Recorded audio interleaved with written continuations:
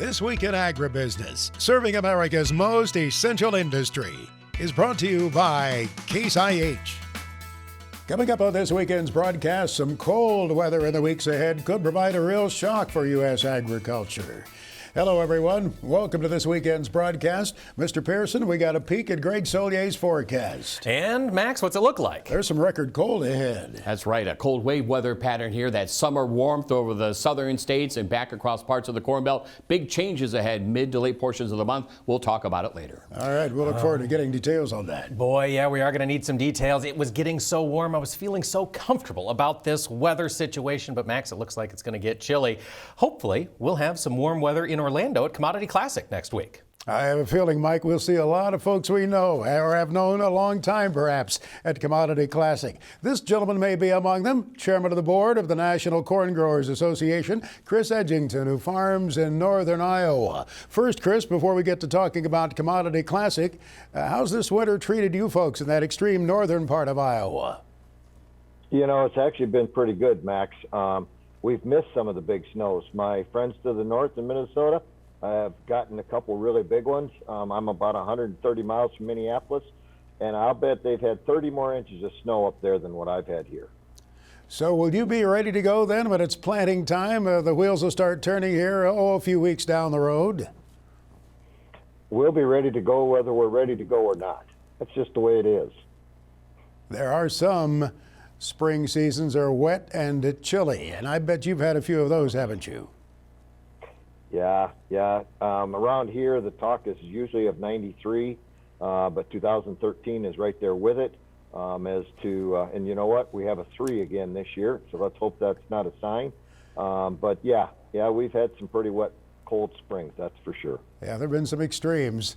Well, we'll be in Orlando, Florida for Commodity Classic, and the corn growers will gather there. For folks who aren't familiar with the event, how do you describe it in terms of this event that brings together farmers from various commodity production areas?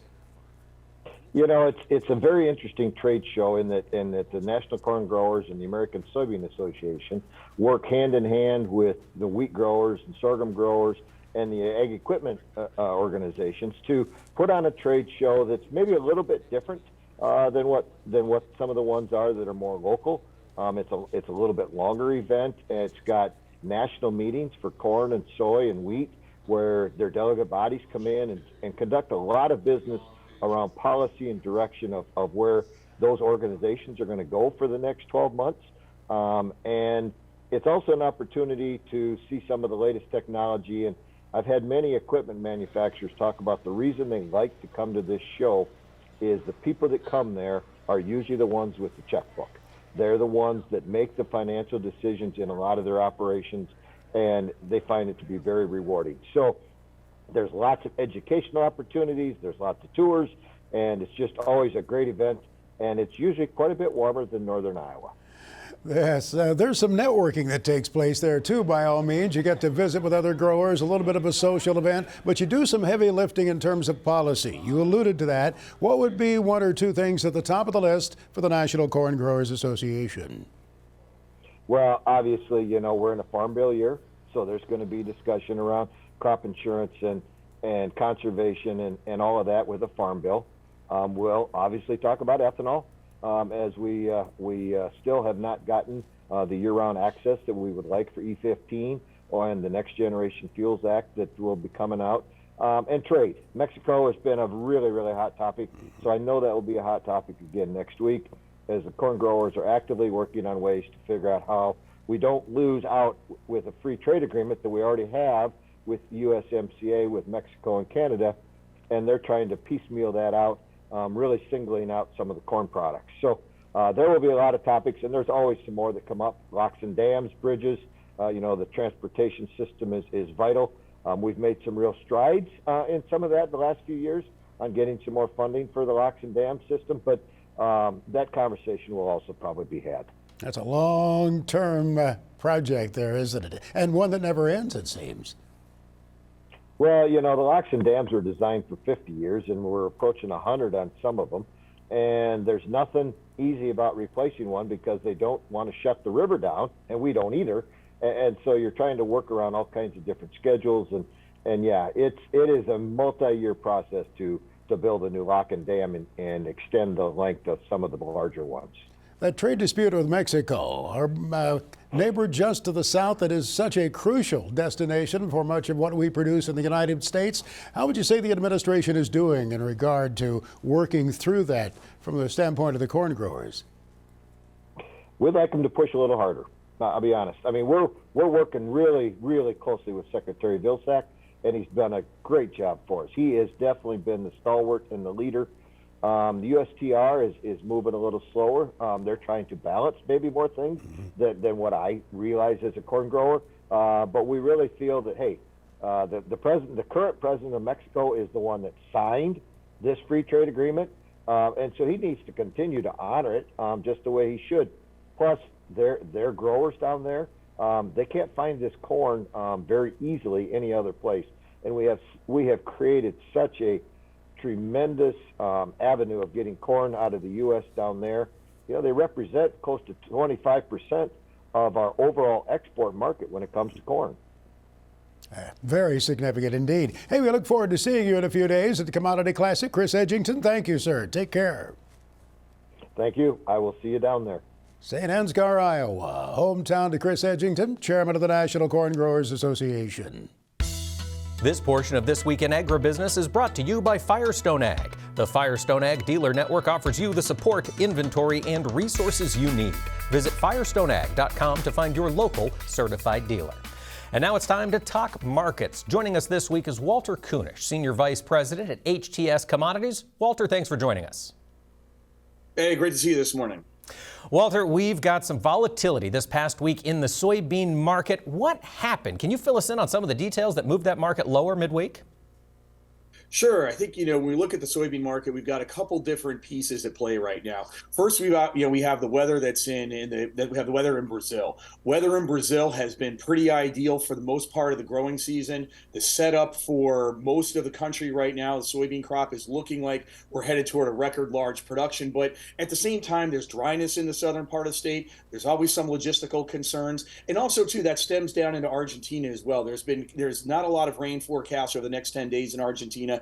So I think the futures markets are looking at what's going on in Brazil, look at what's going on in Argentina. They want to put some support inside the futures market and, make participants pay upwards for some of these logistical concerns. So speaking of those logistical concerns, how well are beans moving towards export currently down in Brazil? It's still a little slow right now. I mean, harvest is a little bit delayed in certain portions of the country due to rain, which ideally, though, will help improve the hydrological and soil conditions for the safrinha, or the second corn crop of Brazil. But overall, the total country soybean pace is a little bit behind the 5-year average. So once again, that can continue to provide some support inside the U.S. futures markets.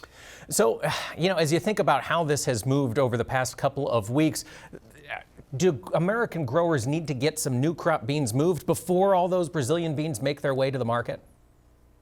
I think when we look at new crop beans, there's certainly a lot of challenges. The first one is obviously, you're right, is where, Brazil potentially sitting on a record large, soy crop and soybean export program. The other variable too is the projected carry out for that the USDA presented their outlook conference last week. The USDA outlook is looking for just under 300 million bushel carry out. I think it's 280 million bushels of new crop beans, and that's primarily driven as a reversion back to trend line yields as the country in the northern hemisphere cycles away from a La Nina, meaning that we believe when we talk to our producers around the country, yes, we are advising them to perhaps thinking about hedging some of those or generating some more new crop sales. All right, Walter, let's turn our focus over to the corn market. Old crop corn basis has been holding up across the countryside, hasn't it, Ben? Much to our surprise, it has been. And, we think that there's, despite the fact that there's, earlier this week, the corn exports were a little sluggish once again. Ethanol stocks have kind of been reduced down once again.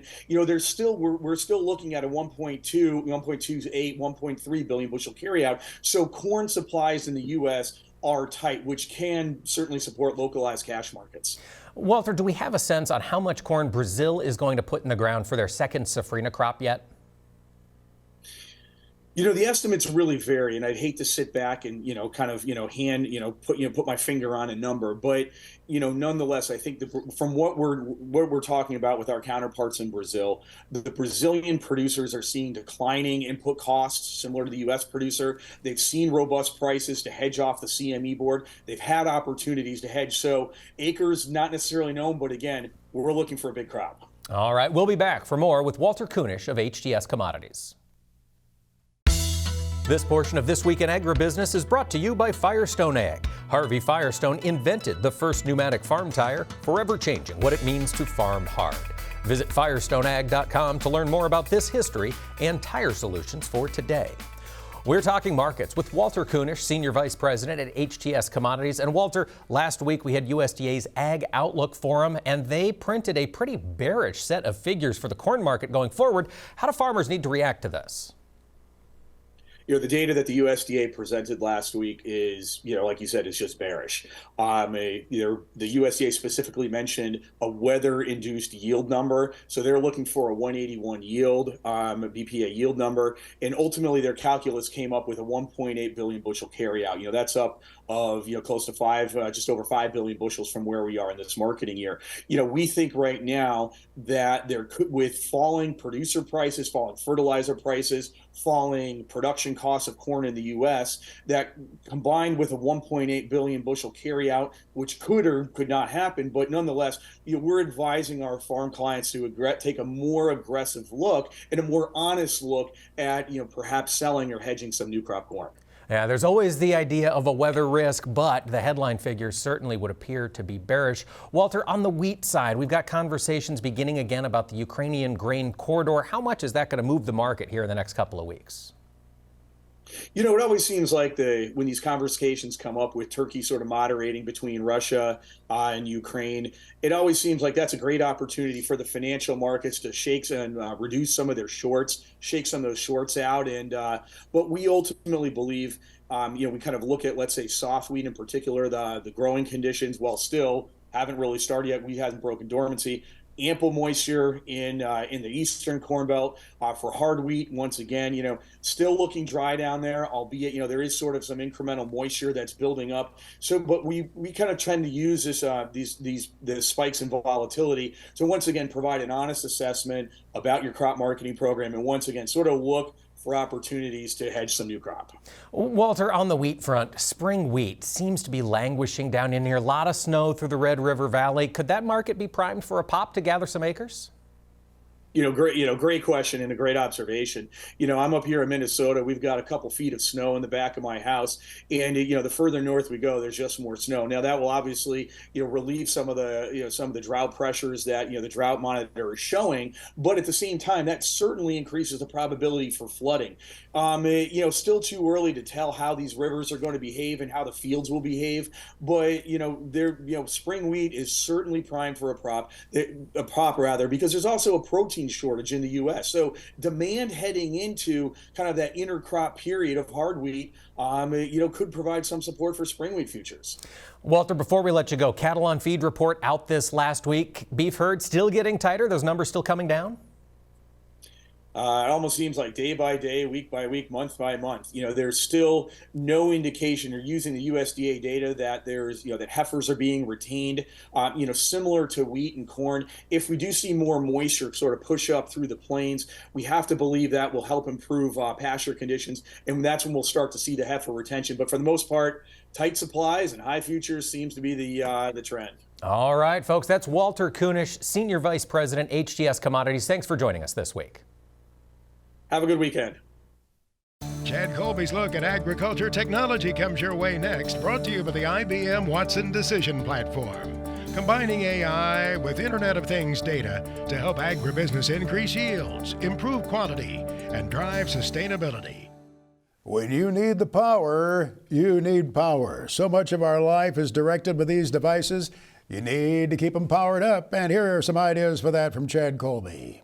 On this week's tech segment, I'm going to show you a couple new tools I've got. And like many of you, I've done a lot of traveling this winter, and I've got a lot of upcoming travel, and these two new pieces of technology have certainly made things a lot easier, and they've made it easy enough that I wanted to share it with you. Apple just came out with a new dual USB Type-C 35-watt compact charger. And that's a good thing because with USB Type-C, it'll work with Androids or Apple and whatever devices you might have. Just plug it in and you're in business. Pretty slick setup. The other thing that's really started to gain some traction here and popularity and even functionality are all these new versatile compact battery packs like you see right here. I just purchased this one and I really like the little indicator on it that tells me how much power is in it. You know, I think it goes without saying when you got to handle all these devices, you got to keep them charged, and we all know that's really a pain. Whether that's plugging into a car and then it interrupts the radio, all those things. And I find myself with these batteries lately using those to charge my devices, whether that's a phone or a watch, whatever it might be.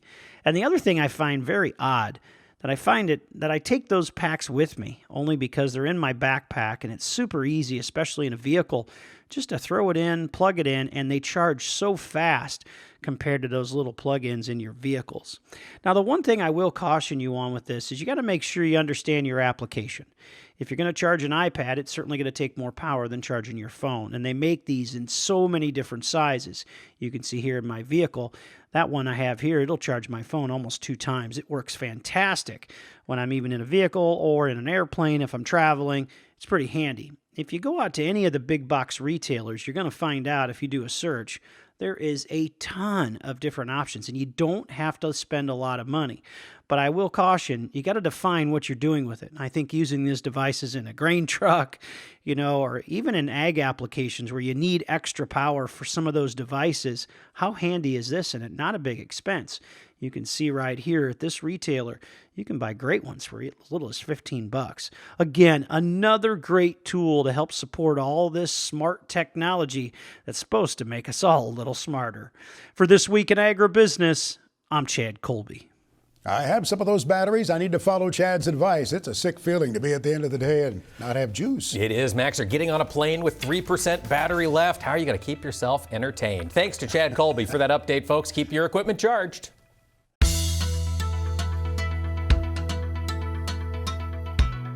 Welcome back to This Week in Agribusiness. Max, it's that time of the show we get to learn a little bit more about American agriculture. Charlie's going to take us on a tour on Ag States of America. We go to a state that gives us peppermint and pears and other things. Here's Charlie checking in this week. The United States of America can be very different from one state to another, but one thing every state has in common is agriculture.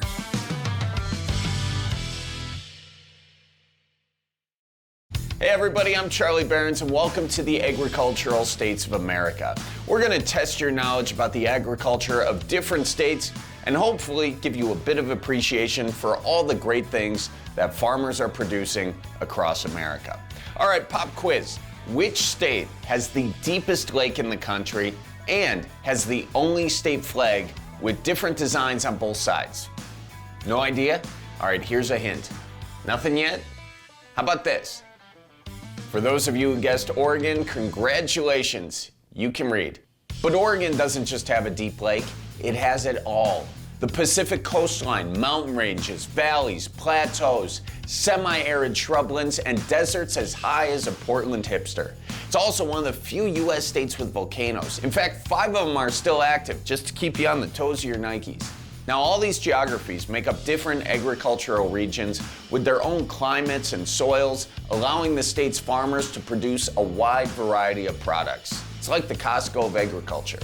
The top products are greenhouse and nursery plants. In fact, Oregon is a top 3 nursery producing state. They export ornamental plants, shrubs, shade trees, and perennials throughout the U.S. So the next time you're watering your lilacs, you can thank the great state of Oregon. The second biggest agricultural product in Oregon is cattle, followed by hay, dairy, grass seed, wheat, potatoes, pears, and wine grapes. Speaking of wine, Oregon is considered to have a world-class wine region and is regarded as one of the premier Pinot-producing regions in the world. The state is also home to more than 700 wineries and more than 1,000 vineyards that grow 72 grape varieties, making them the 3rd wine grape producing state in the nation. Also, did you know that the Oregon state flower is the Oregon grape, which has absolutely nothing to do with wine grapes other than it, contains the word grape. Beyond the state flower, Oregon is also #1 for several plants, including potted florist azaleas, hazelnuts, crimson clover, orchard grass seed, fescue, ryegrass, red and white clover, Dungeness crabs, Christmas trees, rhubarb, and peppermint. That's a lot of plants. The Northwest region is actually the perfect climate for cherry orchards, with the top 3 cherry producing states being California, Washington, and you guessed it, Oregon. In the early 1900s, cherries couldn't get shipped to the East Coast fast enough to arrive fresh, and the available methods for preserving them made them undesirable. But our pal Ernest H. Wiegand was a horticulturist from Oregon State, and he developed a preservation method that led to the modern maraschino cherry. So the next time you're knocking back a Shirley Temple, remember to give a cheers to old Ernie. Today, the 2 largest maraschino cherry producers in the U.S. are in Oregon and Washington, and Ernie's preservation method is still the standard practice. All right, time for a fun fact. Did you know that cherry orchards use helicopters to dry growing cherries after it rains? Which is the most James Bond way of drying cherries I've ever heard. Turns out that water can collect on the stem and cause the cherry to split, and the coolest way to dry them is with a helicopter. Now, before I go, I know you're all dying to know, what is Oregon's official state fruit? It's a pear. Oregon is #2 in the nation for pear production, second only to Washington. And together, these states produce about 84% of the nation's fresh pear crop. So you could say Oregon and Washington make quite a pair. I've also heard that Pinot Noir and pears make a great pairing. Come on! I know, it's bad. I'm done. Actually, one more. Oregon and Washington are 2 pears in a pod. All right, now I'll see myself out. That's all the time we have for this week, but you can always go to pivotbio.com/AG states and click on the show icon to explore more about agriculture of your favorite states and test your knowledge to win great prizes and more. We'll see you on the next Agricultural States of America. And in that state of Oregon, they produce a lot of cover crops, too. Risa DeMacy comes to mind. Risa is a past president of the American Seed Trade Association. She's from Oregon. The president of the Oregon Farm Bureau is a woman, Angie Bailey. And the immediate past director of agriculture of that state, Alexis Taylor, is now serving as USDA's chief ag negotiator. My goodness, Max, Oregon is in the business of exporting expertise in agriculture, absolutely, aren't they? Exporting expertise. I like that. We try to do that each week, by the way. And we'll do it again next week in Ag States of America. You can get more. You can see some of these episodes in review if you care to go to pivotbio.com/agstates and see more of what Charlie has to say there. And then join us next week for the next episode, New Mexico. Ooh, that will be interesting, folks. And stick around. We've got more This Week in Agribusiness coming up. There is still issues moving the ag economy, including, we'll hear from Greg Solier. There's a shot of cold in the forecast ahead. He'll tell us when we come back. We'll dislodge a pretty good shot of this cold and cold wave weather pattern here as we ramp up field work over the southern states and begin to see it creep on northward. Yes, there may be some kill with frost and freeze over this part of the country here. The cold into the northeast of New England, back to the divide, some warmth into the valleys of California. And with this kind of jet stream pattern here, you try to moderate the air, you'll make moisture, at least warm it up. You drop off temperatures, you'll make moisture.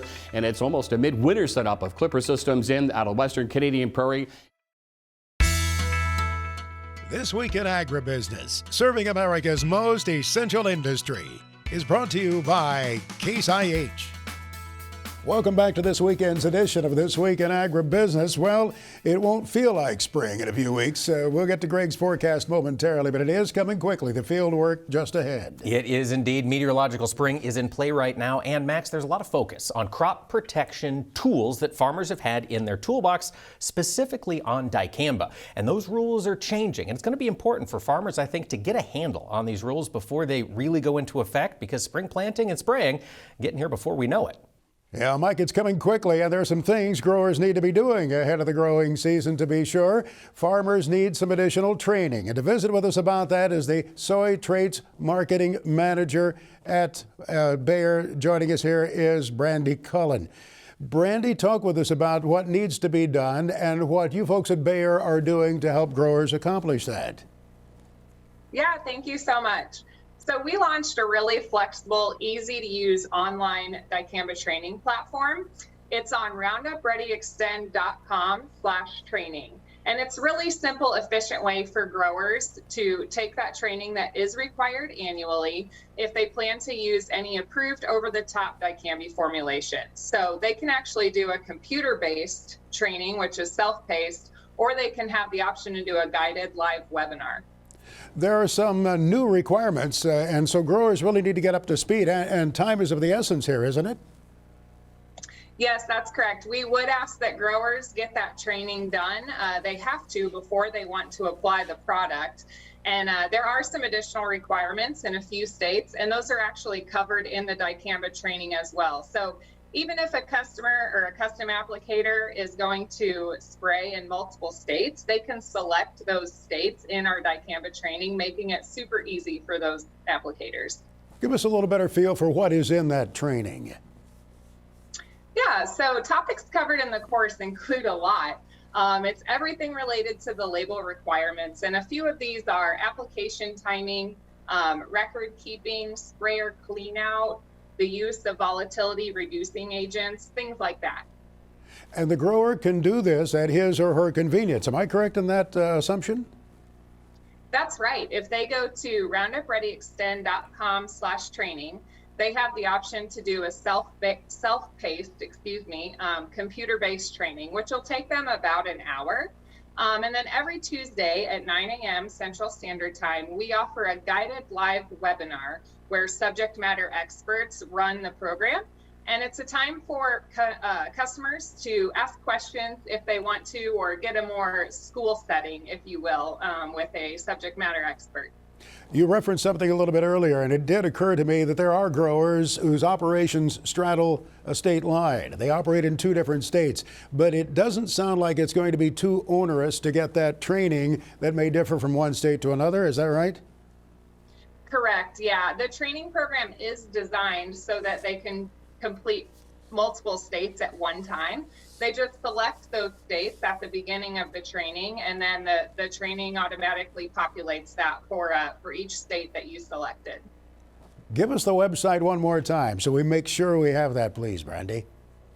Yeah, it's roundupreadyextend.com/training. If you just go to roundupreadyextend.com, you can click on the training and stewardship tab, and then it'll take you directly to that page as well. And this is something the grower needs to address rather soon, correct? That's correct, yes. We would like them to accomplish this as soon as possible. It is open throughout June, but the idea would be to get it done now while you're preparing, and then it's out of the way and you've got your training done. Brandy, thank you for joining us to update us. We certainly appreciate it, and thank you folks at Bayer for helping get growers up to speed here rather swiftly. Yeah, thank you. Brandy Cullen joining us there, Soy Traits Marketing Manager with Bayer. Greg Solier now brings us his farm weather forecast for the week ahead, presented by Pivot Bio Proven 40. Predictable, productive, weatherproof. Turn to a better nitrogen. Turn to Pivot Bio Proven 40. Learn more at pivotbio.com.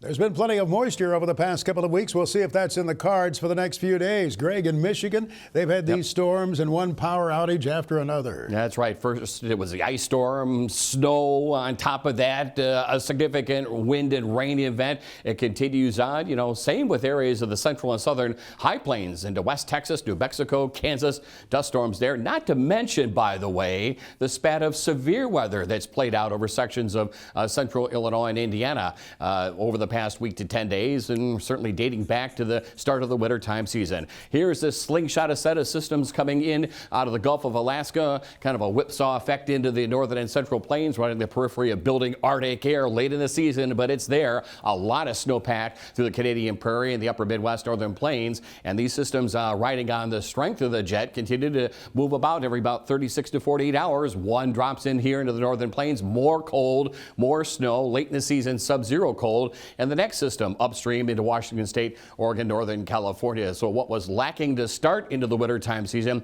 continues to make good gains and inroads from a moisture standpoint. Boy, significant drought improvement as well. That Sierra snowpack right now has about 40 to 45 inches water equivalency and 140 some odd inches of snow on some of the peaks. So we have, for now, a good runoff season if you date that forward to April 1st. And look at a trio of weather systems on the move. Each one will kick up a little bit of dust, and significant moisture continues to improve easily. We've got a ways to go, but drought improvement for the central and southern plains late in the week. The pattern continues on. The jet stream kind of buckles even farther. That'll kick another weather system across the central and southern plains. Significant snow and ice and rain, along with the showers and thunderstorms, heavy and severe in points on eastward. An avid viewer, my brother Steve in Arizona, said, you know, Greg never mentions Arizona. I said, that's because they don't have many disasters. And you guys, you meteorologists, are masters of disasters. That's right. You know, just wait to the monsoon season when we flood out. I think that's Interstate 5 that runs through there. We get plenty of complaints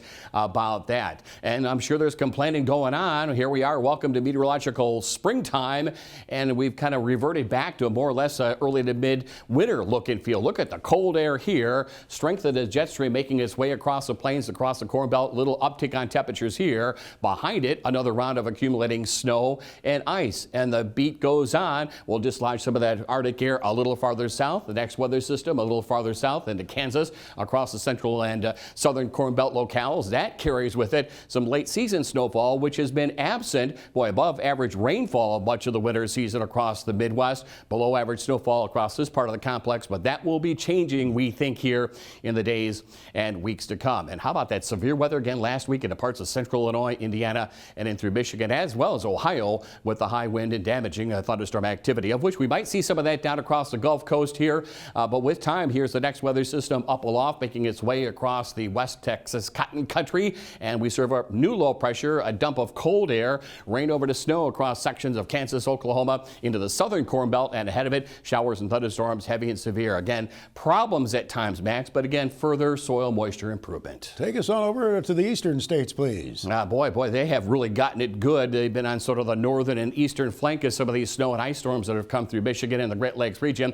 Warm up ahead of this system, another drop off in temperatures behind it, and look at the swath of moisture in one form or another, and pretty solid coverages both early in the week. That system dashes into the northeast of New England. Another one on its heels will bring that rain snow line a little farther south into the central and southern Corn Belt, and Arctic air down below zero across sections of the northern plains and upper Midwest. It has been just phenomenal on temperatures over the southeastern parts of the country. Heads up here in the weeks to come. There's cold air on the move, plenty of bud swell across the southeastern states, and plenty of severe weather with showers and thunderstorms and more drenching rain, drought easing over the Carolinas, and a dump of colder air back west of the Mississippi late in the week. Greg Solier is back with his extended farm weather forecast for the country, presented by Pivot BioProven 40. Predictable, productive, weatherproof. Turn to a better nitrogen. Turn to Pivot BioProven 40. Learn more at pivotbio.com. Greg takes us a little farther into the future now with his forecast. A lot of our friends will be in Orlando, Florida with us. As we mentioned earlier in the broadcast for Commodity Classic, how do you see the week ahead there? Will they see sunshine? They'll see some sunshine, plenty of humidity in what has been an almost a late spring, if not early summer feel here over the past few weeks, not only across much of the Florida Peninsula, over the southern mid-Atlantic, along the Gulf Coast down through Texas. Wouldn't be surprised. We've got some low to mid 80s, and some better coverage moisture may come at a price with severe weather potential, but some lingering dryness here continues to be on the wane with the recent spells of wet weather. But look at the rest of the country. It is hyperactive and moisture laden. Pacific Northwest later in the week into central and southern California and across the plains. Pick your precip. It comes on down with flooding issues already in the central and southeastern Corn Belt, Tennessee Valley. On top of that, some snow and ice potential and a wide swath of water equivalency in the 1, 2, 3+ inch category in many areas of the country, virtually west to east. Where will the cold air be the week of March 13th? It's building again. We watch these cold air intrusions, and the snowpack is bountiful. Northern and eastern plains, upper Midwest, Canadian Prairie. The jet stream rains buckled. We're moving out of La Nina. The stratosphere is rewarming again, third or fourth time through the order. So there's lingering warmth over this part of the country. But again, over you folks in the southeastern part of the country, this cold air is on the move. No shortage of moisture as well. Pacific Northwest, late season snow, central Corn Belt, northern and western complex, and plenty of moisture east coast down through Texas. Showers and thunderstorms, heavy and severe. Well, spring will arrive officially on that week of March 20th, and will it feel like it? In some areas of the country, yes. The vast majority, no. We are locked into this trough position here with Arctic air here. It'll ebb and flow these center of cold air masses, but basically locked in here for the weeks to come. Pacific Northwest into the Northeast to New England, a little sliver down through Southern California, Texas, the Gulf Coast, into the Mid-Atlantic region where temperatures are above average, and we'll certainly spring into that springtime mode here on the 20th, about 4:24 in the afternoon Central Time Zone. It's a busy weather pattern as you would expect for springtime, from late season snows and moisture, Big Sky Country, northern Corn Belt, and maybe some healthy storms into the Northeast of New England. Look at the moisture across the Ohio Valley and southward. This is maybe flooding potential over parts of the Corn Belt. Normal precip over the southeast, drying out West Texas into the desert southwest. The week of March 27th, how warm will it be? With good confidence, I don't want to put this up here, but here it is. We think we'll dislodge a pretty good shot of this cold and cold wave weather pattern here as we ramp up field work over the southern states and begin to see it creep on northward. Yes, there may be some kill with frost and freeze over this part of the country here. The cold into the northeast of New England, back to the divide, some warmth into the valleys of California.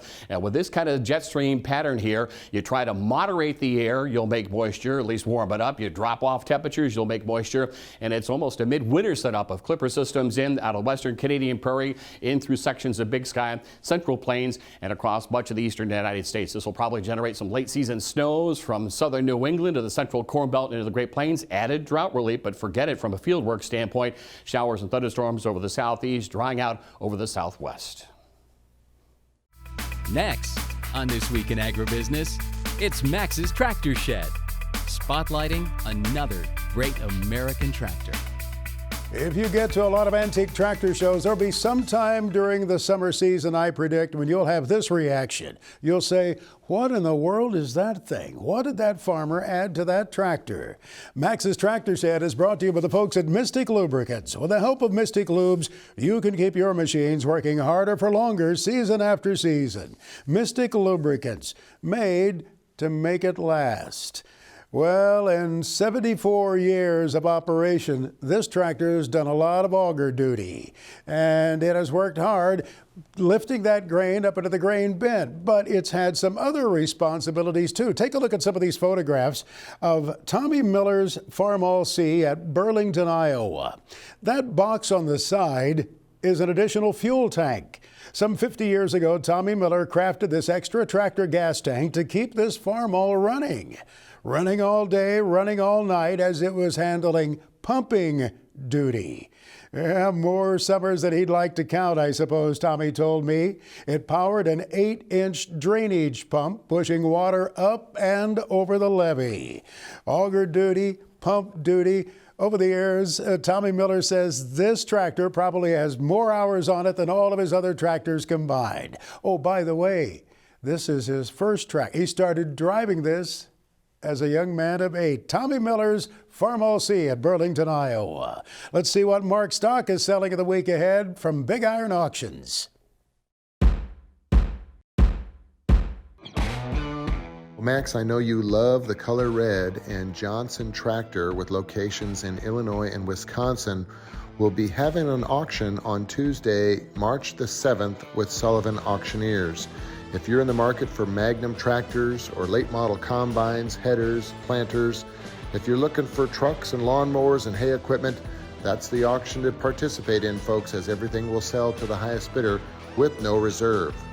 And Max, planting season is right around the corner. 17 planters will sell on the March 8th Big Iron Auctions. Planters located in Hutchinson, Kansas, Swifton, Arkansas, Kelowna, Illinois, Milligan, Nebraska, and beyond. And a lot of people love classic cars, and March the 9th, BigIron.com will feature a timed auction that has wonderful cars, including a 1969 Chevrolet Indy pace car. This is a convertible SS Camaro, folks, getting a lot of attention.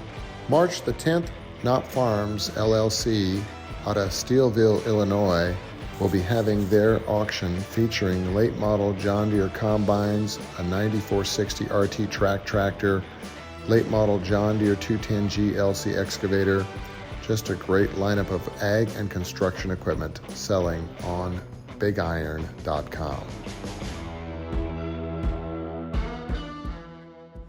Our FFA Chapter Tribute is brought to you by Pioneer, developing new generations of seed innovations for new generations of farmers. Pioneer, what's next happens here. And we're getting to know that next generation in agriculture leadership. This week, we're meeting Jill Reiter. She is the Virginia FFA State Vice President. Jill, thanks for joining us today. Thank you for having me. Jill, what was it that made you want to get involved in FFA?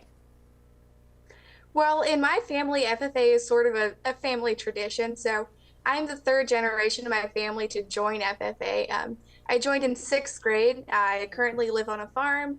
I work on the farm. We have beef cattle and row crops, and I've always had a passion for agriculture, so FFA was the perfect fit for me. And I understand you were able to put that passion into vegetable production in your FFA career. Is that right? Yes, sir, that's right. So on my family's farm, we do have a vegetable operation, and so I'm one of the main workers on that operation. We grow sweet potatoes, sweet corn, collard greens, a lot of other specialty crops, squash, tomatoes, whatnot, and then sell them at the farm at our produce stand. That is very cool. Jill, what was it that made you want to become a leader in FFA? So my siblings before me were chapter officers, and I always looked up to them, and it was so cool that they did that, and I wanted to be a part of that as well. But when I was a chapter officer, I decided to take that a step further, and after I graduated high school, I ran for Virginia FFA state office, and I'm having a blast. It's amazing to see all of our members across the state and getting to see their leadership potential as well. It is fantastic working with such a diverse group of young students. Jill, what is it you're looking forward to here in the rest of your term as vice president? Well, we just wrapped up FFA week, as you know, I'm sure, and it was incredible to see the kids from across the state doing what they love and showing how passionate they are. And going forward in the year, I'm excited for more chapter visits and getting to see our students across the state really excelling in what they're passionate about in agriculture. And speaking of passion, do you hope to stay in agriculture long-term as a career? I do. So my future plans are to attend NC State and major in agribusiness. So I'm planning on majoring in agribusiness, as I said, and hopefully to have a career with the USDA or Farm Bureau in the future. Well, we wish you luck. That's Jill Reiter, Vice President of Virginia State FFA.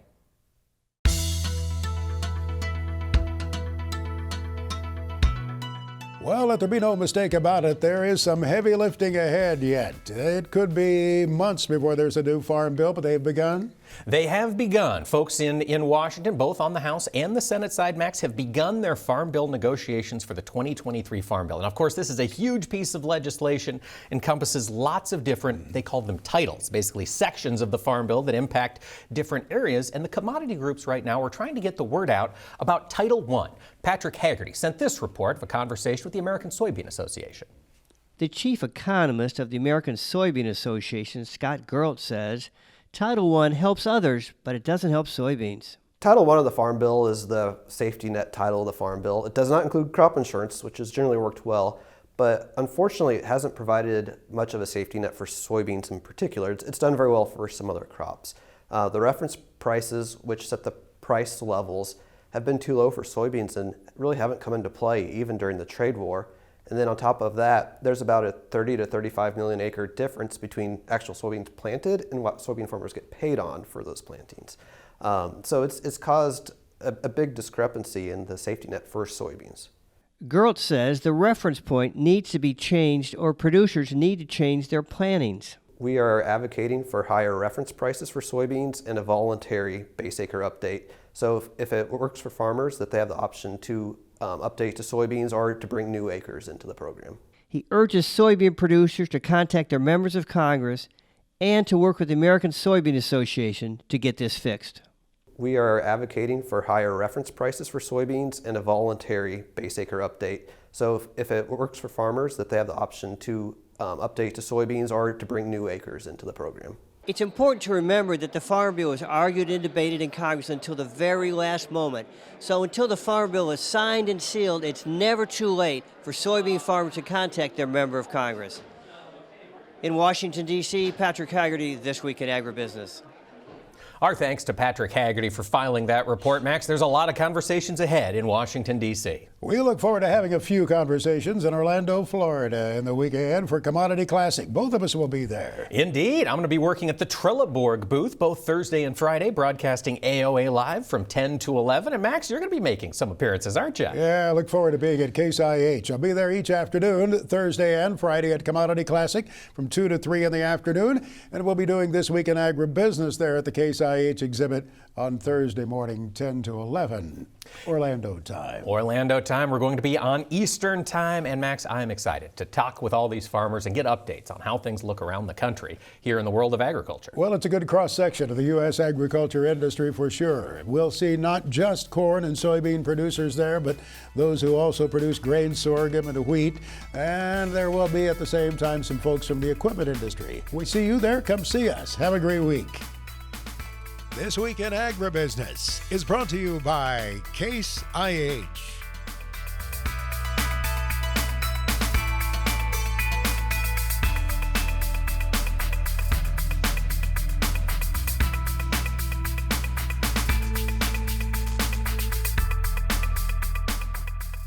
This Week in Agribusiness is produced by Omax Communications in association with 22 Creative Group. We invite you to visit us online at agbizweek.com.